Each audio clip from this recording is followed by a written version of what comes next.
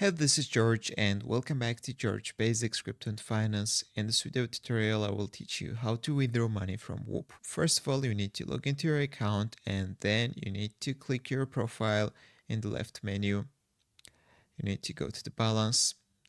And right here, I already tried to withdraw my money. So I will show you from the beginning, guys, and I will click the restart button right here. Okay, let's set up Whop payments. We need to click this blue button right here. We need to select our country, for example, United States. Let's click next, and it will redirect us to the Stripe. So we need to have Stripe account to withdraw money from Whop.